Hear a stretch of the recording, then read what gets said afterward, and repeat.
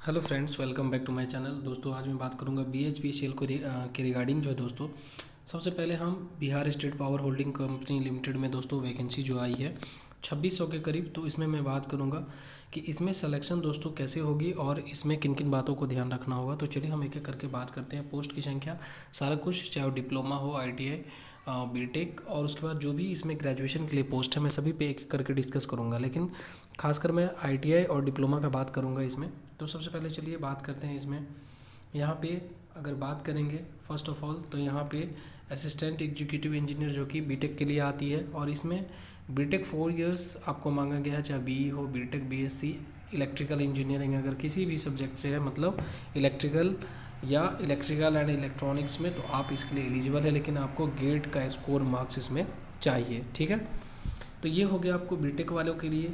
उसके बाद अगर हम इलेक्ट्रिकल की बात करेंगे, डिप्लोमा का जो GTO होता है, जूनियर इलेक्ट्रिकल इंजीनियर, तो ये इसमें जो पद की संख्या है ये भी 40 है, और इसमें बीटेक वालों को भी 40 दिया गया। इसमें मांगा गया कि full time 3 years diploma in electrical from the recognize institute college Delhi, लिखा हुआ है कि recognize by the state government या सेंट्रल गवर्नमेंट, ठीक है ना।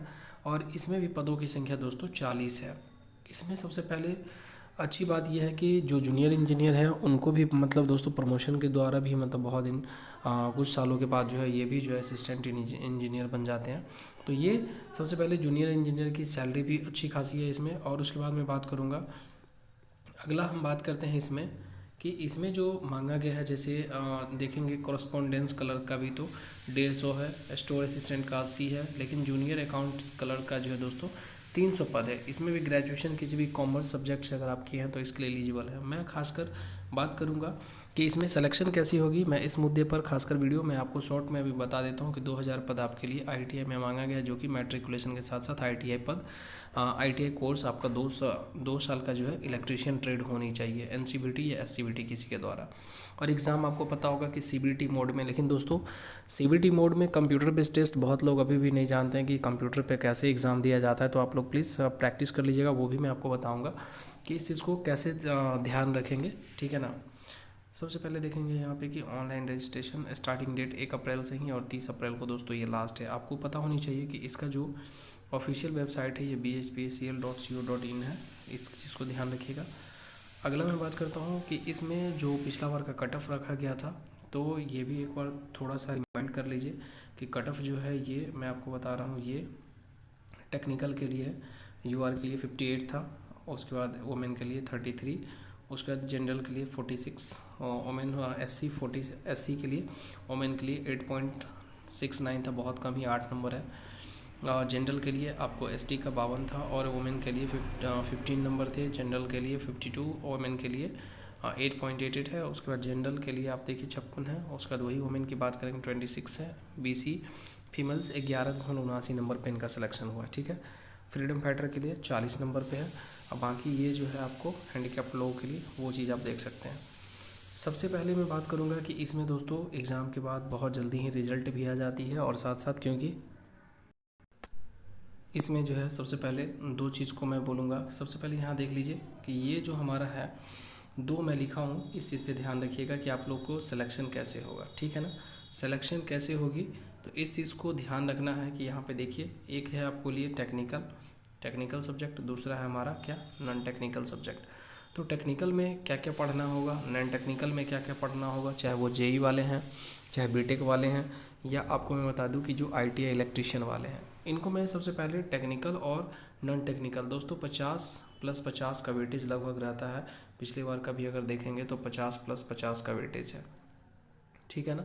तो इस बार क्या करना है आप लोगों को, जैसे आपको इम्पोर्टेंट चैप्टर जो प्रीवियस, उसमें भी इस सब चैप्टर से दोस्तों ज़्यादा क्वेश्चन जैसे आता है, किसी भी एग्ज़ाम में उठा के देख लेंगे तो इसमें सबसे ज़्यादा मशीन से, चाहे वो सिंगल फेज़ मोटर की बात करें, 3 फेज़ मोटर की बात करें, उसके बाद आपको चाहे वो सिंगल फेज़ में जितने भी टाइप्स के रिपल्सन मोटर हो, यूनिवर्सल मोटर हो, या जितने भी तरह के हैं वो शेडेड पुल मेटर वो उस सब से लेके उसके बाद मैं आपको बताता हूँ कंस्ट्रक्शन से सबसे ज़्यादा क्वेश्चन आएगा, लॉसेज वगैरह के बारे में, eddy current loss, hysteresis loss, तो ये सब सारे चीज़ जो है मशीन में ये आते हैं।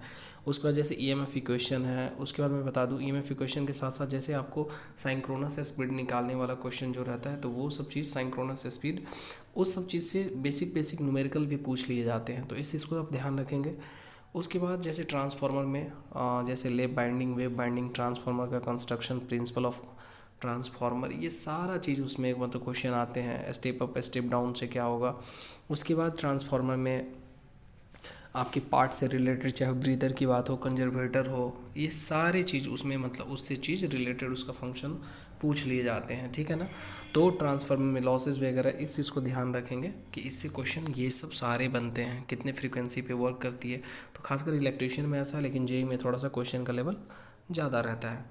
ट्रांसमिशन में वो चाहे आपको ट्रांसमिशन हो, डिस्ट्रीब्यूशन हो, जनरेटिंग स्टेशन मतलब कैसे जनरेट करते हैं, हाँ उसमें इस चीज़ को ध्यान रखेंगे कि जनरेशन में चाहे वो हाइड्रो इलेक्ट्रिक पावर स्टेशन हो या आपको थर्मल पावर हो या आपको विंड पावर हो, ये जितने भी तरह के हैं वो सभी में आपको कि कौन सा जो है इसमें एडवांटेज क्या है, डिसएडवांटेज क्या, बहुत सा तरह का जो है उसमें टरबाइन्स के बारे में आपको उससे क्वेश्चन काफ़ी उसमें रहते हैं कि टरबाइन का कैसे क्या वर्क है, तो इस सब से संबंधित काफ़ी आपको वहाँ पे क्वेश्चन देखने को मिलेगा, ठीक है ना। ट्रांसमिशन डिस्ट्रीब्यूशन में आप इस सब चीज़ को ध्यान रखेंगे कि कितना पे स्टेप अप करते हैं, स्टेप डाउन करते हैं, डिस्ट्रीब्यूशन क्या है, कंज्यूमर क्या है, फीडर क्या है, ये सारे क्वेश्चन आपको वहाँ से आपको देखने को मिलेगा, ठीक है ना। उसके बाद बेसिक इलेक्ट्रिकल में वो चाहे कैपेसिटर हो, रेजिस्टेंस हो, चाहे ओम्स लॉ या गॉस, मतलब जितने भी तरह के हैं आपको बेसिक इलेक्ट्रिकल के अंतर्गत आते हैं, रेजिस्टेंस वगैरह से संबंधित, चाहे वो वोल्टेज करंट रिलेशन हो, मतलब बहुत सारा चीज़ जो बेसिक में आते हैं, ठीक है ना। तो इस सब चीज़ को इंडक्टेंस क्या है, ये सारा चीज़ जो है इंडक्टर, इंडक्टेंस, रेजिस्टेंस, कैपेसिटर, उसके बाद मैं आपको बता दूं रेजिस्टिविटी, ये सारा चीज़ जो है जैसे मटेरियल सब के बारे में उसमें रेजिस्टिविटी कितनी क्या होती है, तो ये सारा चीज़ आपको उसमें इस सब चीज़ से क्वेश्चन आपको देखने को मिलेगा, ठीक है ना। उसके बाद मैं बता दूं तो ये हमारा टेक्निकल पोर्शन हो गया, लेकिन यहाँ से टेक्निकल की बात करेंगे तो कंप्यूटर हो गया, हिंदी हो गया, इंग्लिश हो गया, GK, current affairs, science, social science, ये सब चार चीज़ में अगर आप देखेंगे तो कंप्यूटर से आपको बहुत, जैसे आपको सीपीयू का फुल फॉर्म, रैम, रोम, ईपी रोम, उसके बाद आपको डबल ईपी रोम, ये सब सारा चीज़ का फुल फॉर्म आपको एकदम बिल्कुल सीपीयू सब का आपको याद होनी चाहिए। इनपुट डिवाइस कौन है, आउटपुट डिवाइस कौन है, तो ये सब चीज़ से आपको क्वेश्चन वहाँ से आते हैं। मालवेयर्स वगैरह क्या है, उसके बाद एंटीवायरस से संबंधित, उसके बाद हार्डवेयर, सॉफ्टवेयर, ये सारा चीज़ जो है आपको दोस्तों वहाँ से देखने को मिलेगा क्वेश्चन।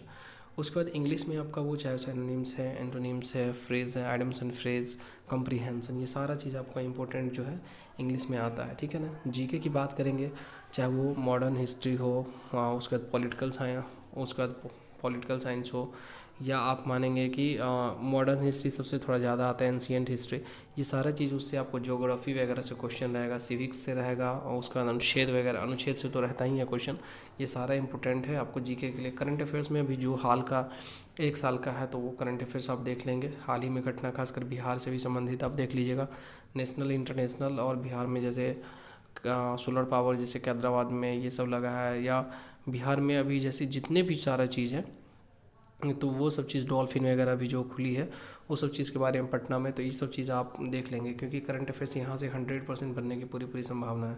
साइंस का आप जैसे बेसिक साइंस में आपको देख लीजिएगा, वर्क पावर एनर्जी हो गया, उसका मोशन से हो गया, तो ये सारा चीज़ जो है साइंस में आप चैप्टर देख लीजिएगा, 100% वर्क एनर्जी पावर सबसे क्वेश्चन अच्छा खासा रहता है इसमें, मतलब साइंस से संबंधित। लाइट चैप्टर हो गई, ठीक है ना, मोशन मैंने बता ही दिया, न्यूटन्स लॉ हो गया, तो ये सारा चीज़ साइंस में जो जो टॉपिक है इंपॉर्टेंट वो सब चीज़ आप देख लीजिएगा। इसमें मैं देखा हूँ कि अगर जीके की बात करेंगे तो उसमें आप खासकर जीके में अगर लूसेंट वगैरह का है तो उस सबसे देख लीजिएगा, उस उनका, और कंप्यूटर साइंस का भी बुक्स जो है पतला ही है, लेकिन वो बहुत अच्छा बुक, मतलब उससे भी क्वेश्चन जो है आपको बेसिक आपको मिल जाएंगे वहाँ से। तो आपको जो भी प्रेफर करना होगा बुक आप कर सकते हैं। वीडियो अच्छा लगा तो प्लीज़ लाइक और सब्सक्राइब कर दीजिएगा। और ये चीज़ जो है आपको एग्ज़ाम में ज़्यादा टाइम नहीं दिया जाता है, बहुत जल्दी ही एग्ज़ाम हो जाती है, ठीक है। थैंक यू सो मच, फिर मिलते हैं नेक्स्ट वीडियो में। अगर कोई ऐसा दिक्कत होगा तो प्लीज़ पूछिएगा, फिर मैं आपके डाउट को क्लियर करूँगा।